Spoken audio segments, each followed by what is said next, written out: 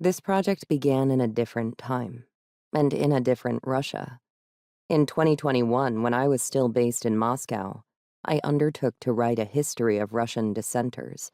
My initial, unquestionably ambitious project hoped to meld field research with a history tracing Russian dissent from the earliest days to the modern dissident, Alexei Navalny, at that time still alive, albeit in a prison camp. But the war and the changing political climate made it practically impossible to continue working in Russia, and I left in March 2022. More to the point, however, the transformations that occurred in the country blindsided not just me, but a whole generation of Russian writers and observers.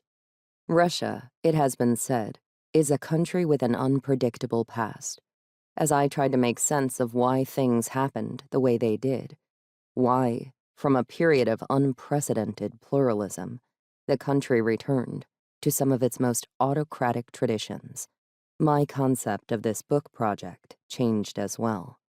Rather than a history, it turned into a way of reckoning with the present, with the events of the last decade as a prism through which to examine the past, the things that have brought us to the present.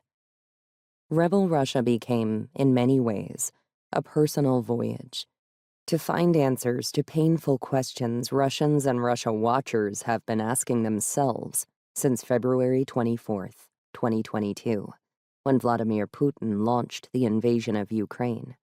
Why have dissenters fighting to resist state tyranny so rarely succeeded?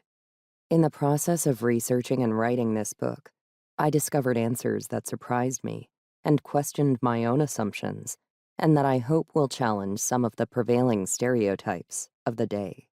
Namely, that Russia's story is one of descending darkness, set on repeat, or that Russia is somehow abnormal, even cursed, or that good dissenters struggle and usually lose against a bad government. In fact, history shows that Russian dissenters have repeatedly defeated tyrannical governments, as they did in February 1917 and again in August 1991. The rebel has often put a crown upon his own head, but remains only as strong as the civil society that he governs. His repeating oppression is a function of his weakness, and the cycle repeats. This book interrogates that cycle and traces how it has evolved and shows promises of transforming.